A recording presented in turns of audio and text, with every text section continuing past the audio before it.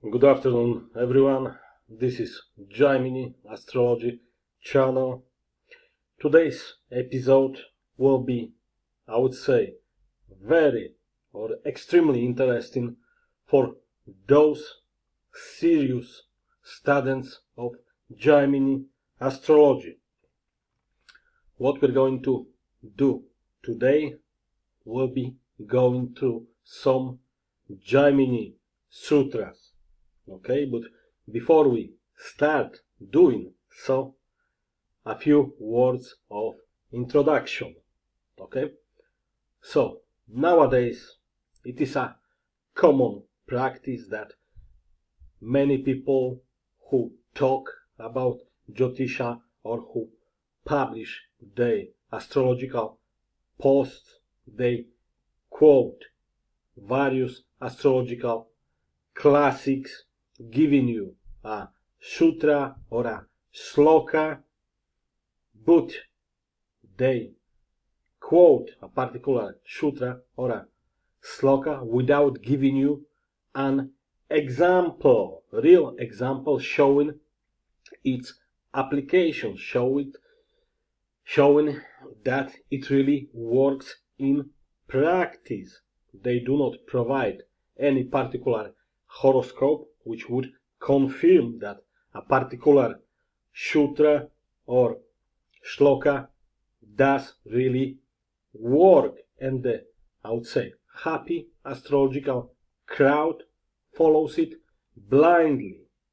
Here, when you are the follower of this channel, Jaimini Astrology channel, I need to let you know that we do not do such things. We don't follow blindly certain shlokas or sutras taken from various astrological classics. No, we do research. We check if they really work on particular horoscopes. And that's what we're going to do today. I'll give you a few examples. I'll be quoting a few Jaimini Sutras and showing it application on that particular horoscope. Okay, so before we start, obviously I'll add that me personally, I'm using Jaimini Sutram by Prof.P.S.Sastri, published by Ranjan Publications. Okay, so coming to the subject. Okay, we'll start from chapter 1, quarter 3, and we'll go to sutra number 2, okay, found on the page 110. So what the Jaimini Sutra says: when the 11th from Aruda Lagna has a planet or is aspected by a planet, the native becomes prosperous or wealthy. More the planets, more the wealth.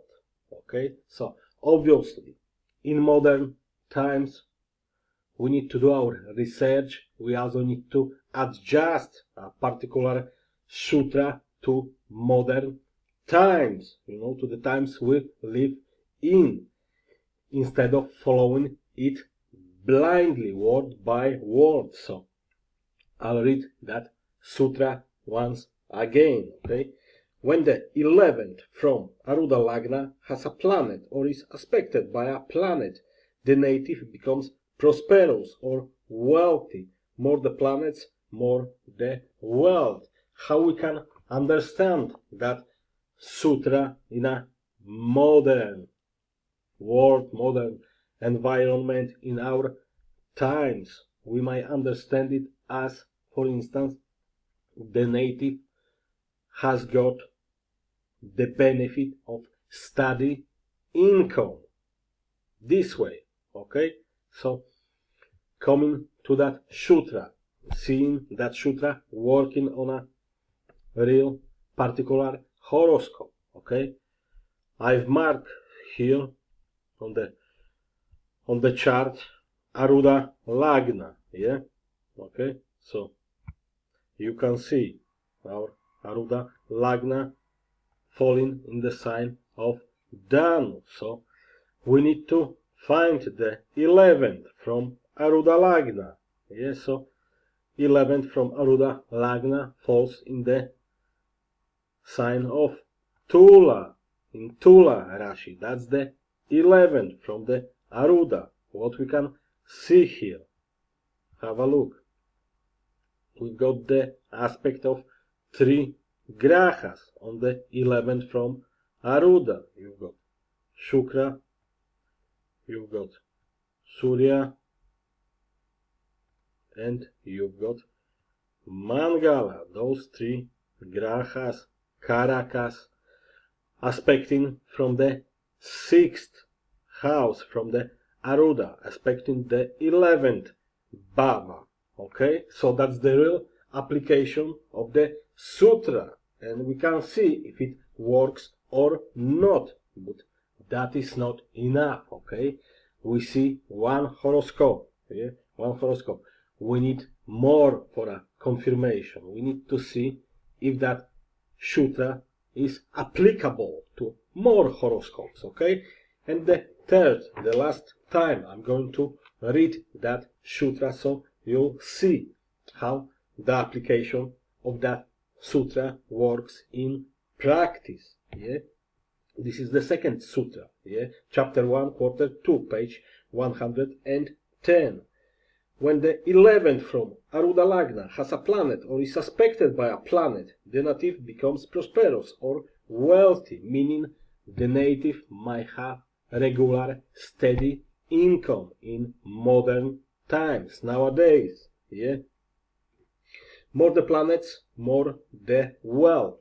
Okay, so I think it should be clear. Yeah, this is a very good example. Okay, let me clear the picture. We'll go to another sutra. Okay, let me clear that picture.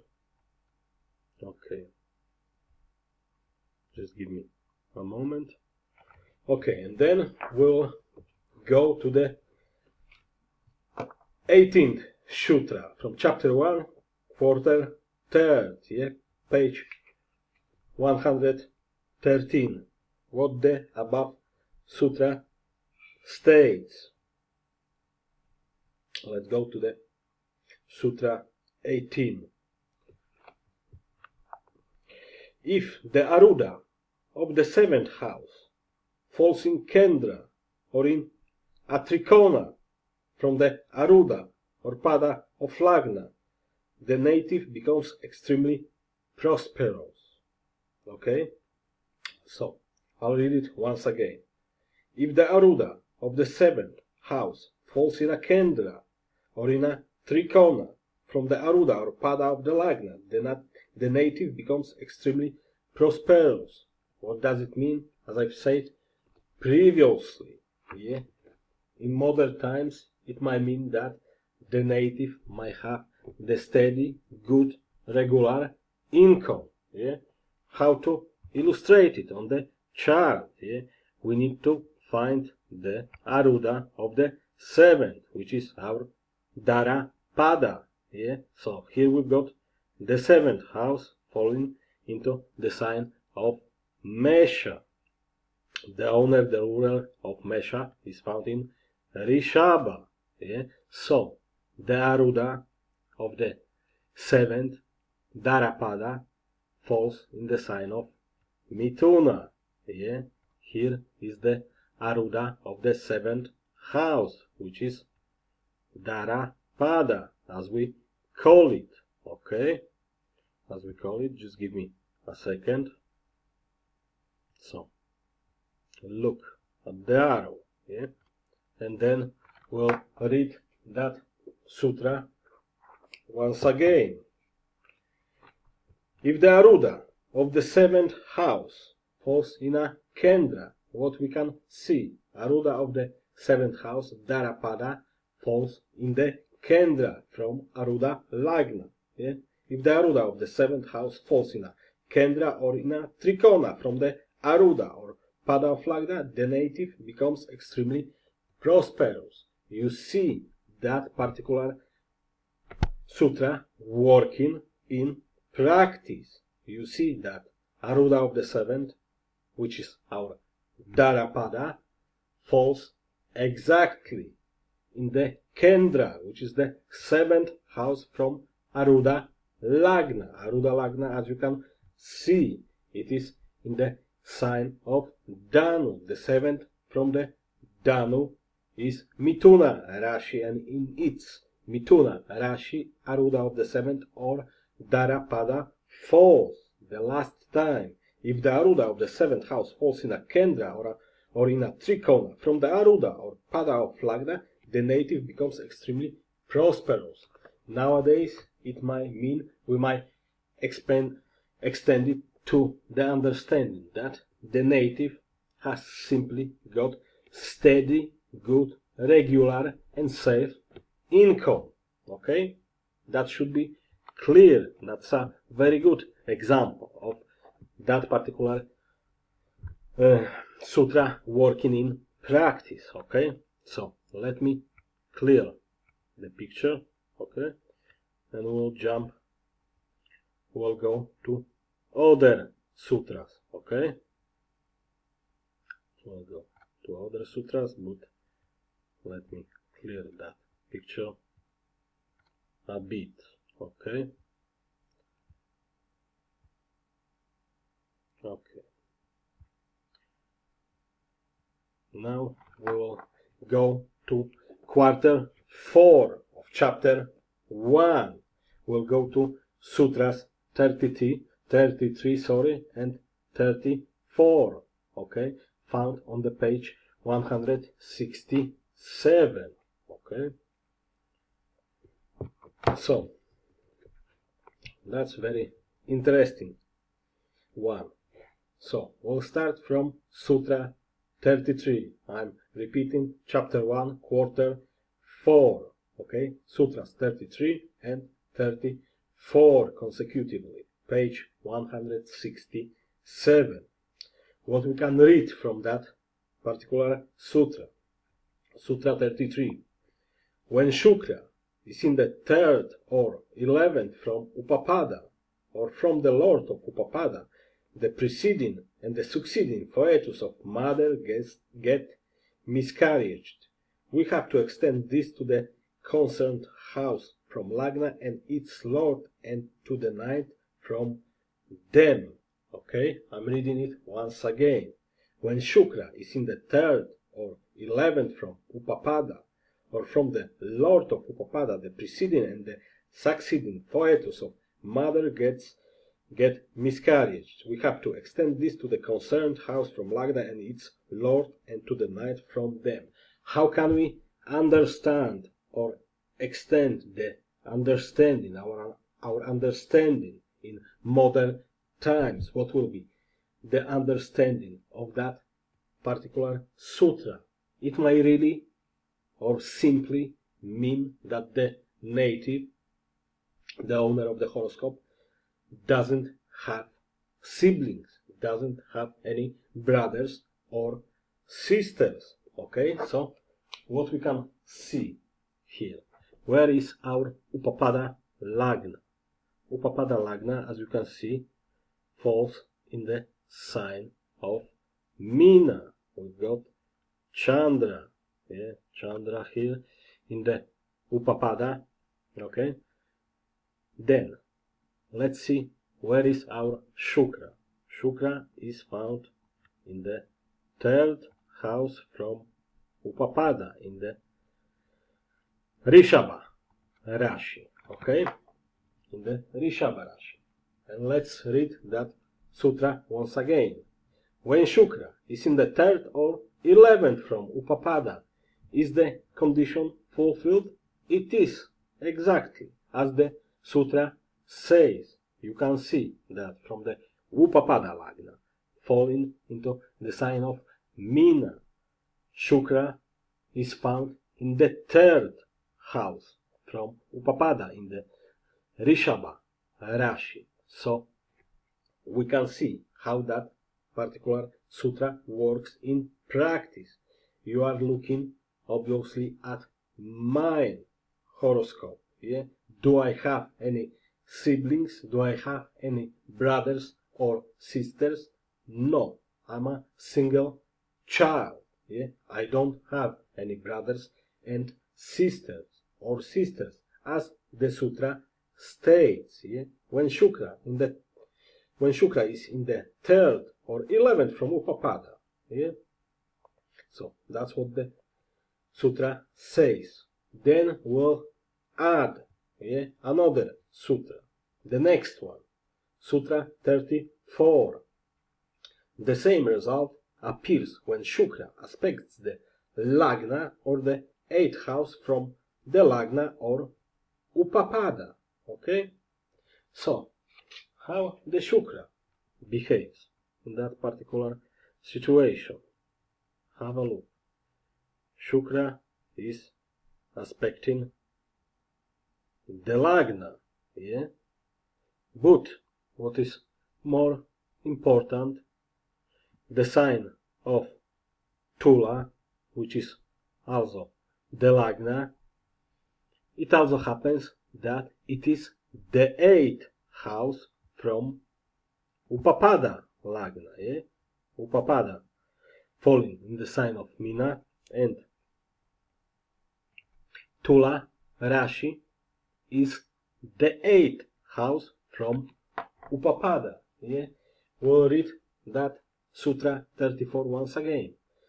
The same result appears when Shukra aspects the Lagna. As you can see, Shukra from the 3rd from Upapada aspects the Lagna, which also happens to be the 8th house from Upapada. Yeah?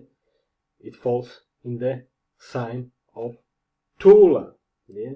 The same result appears when Shukra aspects the Lagna or 8th house from the Lagna or Upapada. Yeah? So that particular sutra also confirms that the native, which is me, doesn't have any siblings. I do not have any brothers or sisters. I'm the single child, and that's it. That's how the sutra works in practice. Okay? So let me clear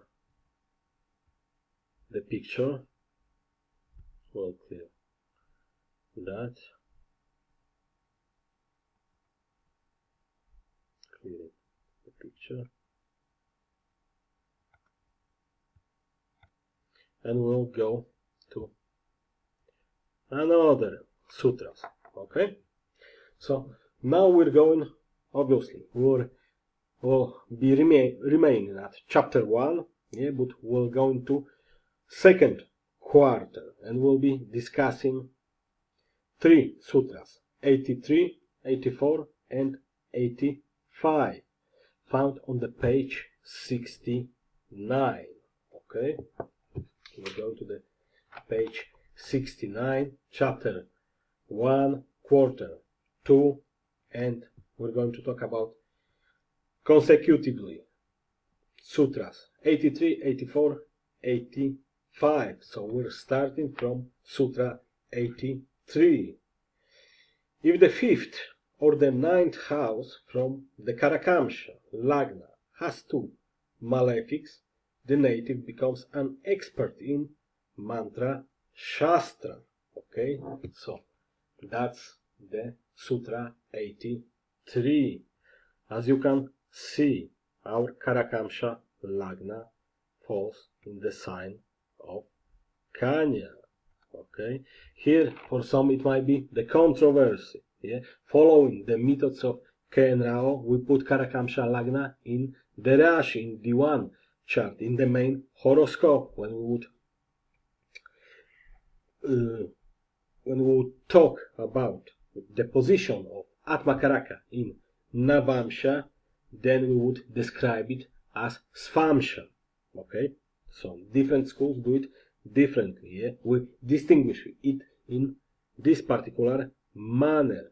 Okay, so that's why the controversy might arise. Here, as I've said before, we put Karakamsha Lagna, the position of Atma Karaka in the Navamsha, yeah, we mark it in the birth chart, in D1, in Rashi, okay? So here we've got Karakamsha Lagna falling into the sign of Kanya. So we're interested about two particular houses. Fifth house from Karakamsha and the ninth house from Karakamsha. Yeah? What we found in the ninth house from Karakamsha Lagna, we've got Surya and Mangala here, yeah, which are considered as malefics. Okay, so what the sutra states one more time: if the fifth or the ninth house from the Karakamsha Lagna has two malefics, the native becomes the expert in mantra shastra.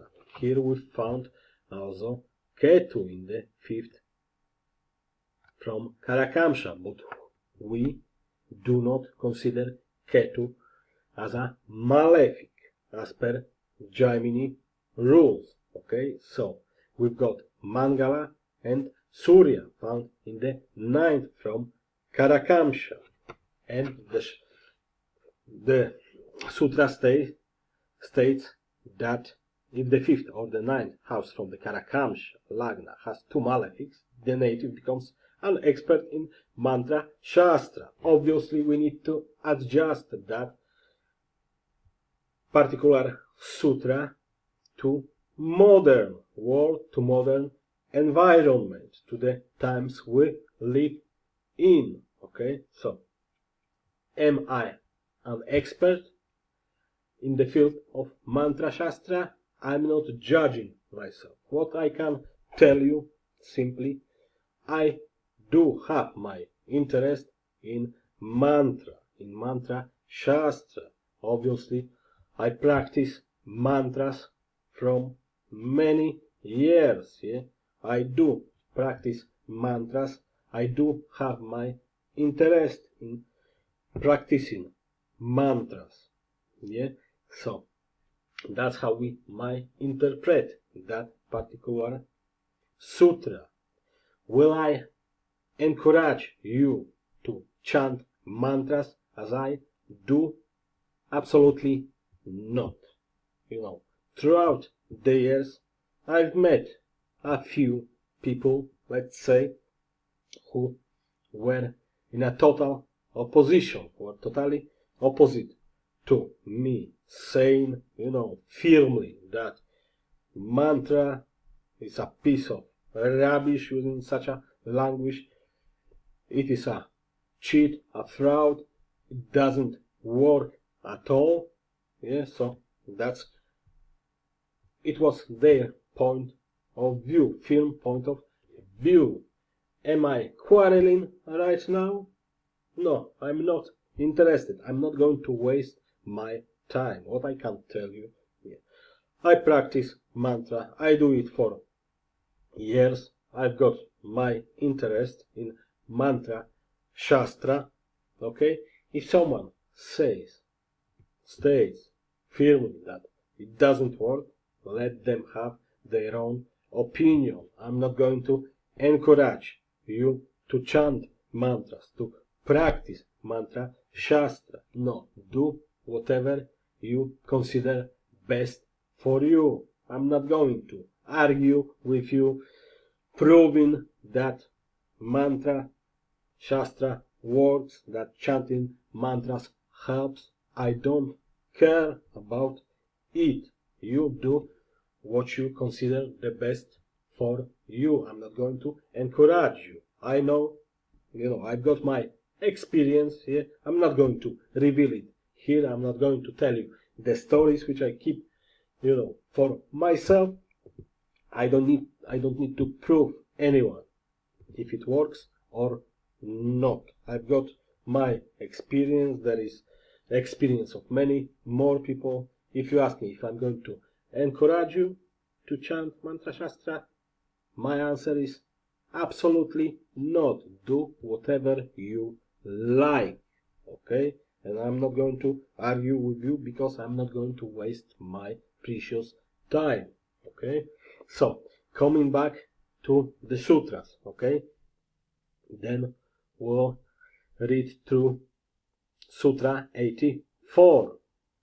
When the malefics in the 5th and the 9th from Karakamsha are aspected by a malefic, the native becomes skilled in warding off or taming evil spirits. That's a very interesting sutra. So, just give me a second. What we can see, we've got here another malefic, which is Rahu in the 11th from Karakamsha, aspecting those two malefics in the 9th. So this is what that Sutra 84 talks about. When the malefics in the 5th and the 9th from Karakamsha are aspected by a malefic, the native becomes skilled in warding off or taming the evil spirits. I'm not going to comment on that. I'm just showing you how interesting is that particular sutra. I'm not going to talk about my experience, okay? So just want to show you how interesting is that particular sutra, okay? Then we'll jump to the Sutra 85. If the malefics in the above 5th and 9th houses are aspected by a benefic, the native will do good to the people.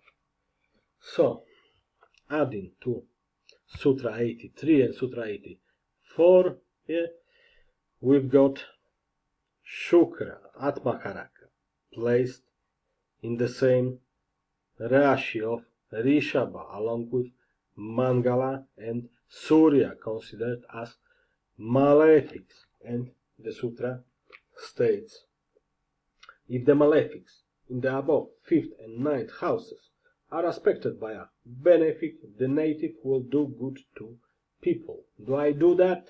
I'm not going to comment on that, okay? So, let me clear the picture once again, okay? Let me clear that one more time, okay? And we'll discuss the last sutras. We'll go to, obviously, we are remaining at chapter 1.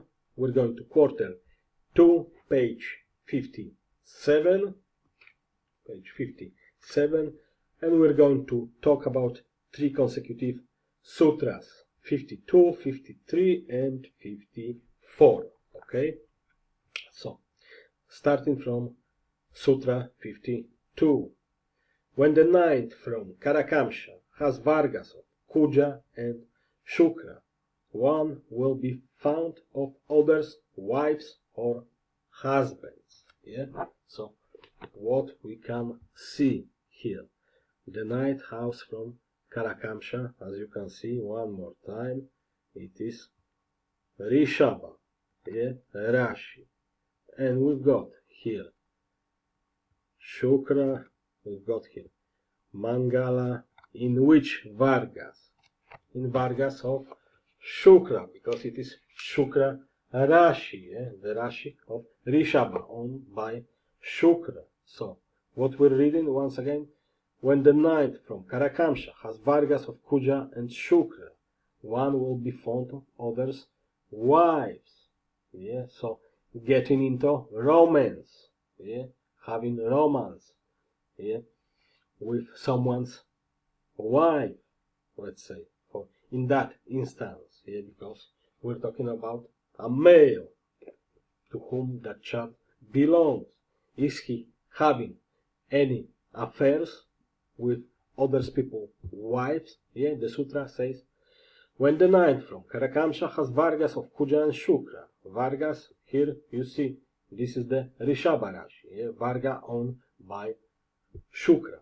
Yeah, one will be found of others' wives or husbands. Okay.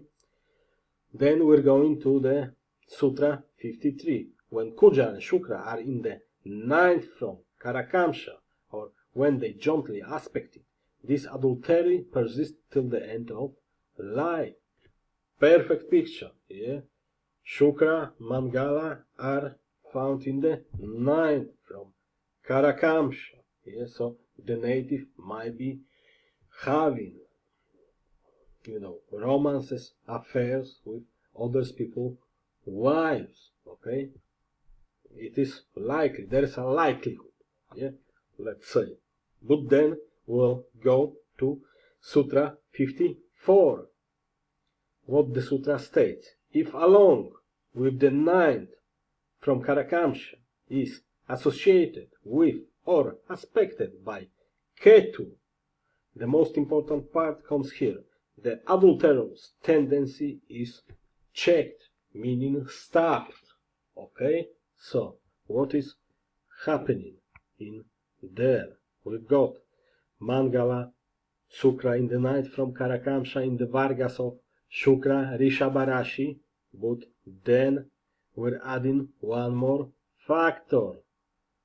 This pair receives the aspect of Ketu from the fifth house from Karakamsha, yeah, Ketu remaining in the Makara Rashi, yeah. So one more time, what the Sutra 54 states: if along with the ninth from Karakamsha is associated with or aspected by Ketu, the adulterous tendency is checked.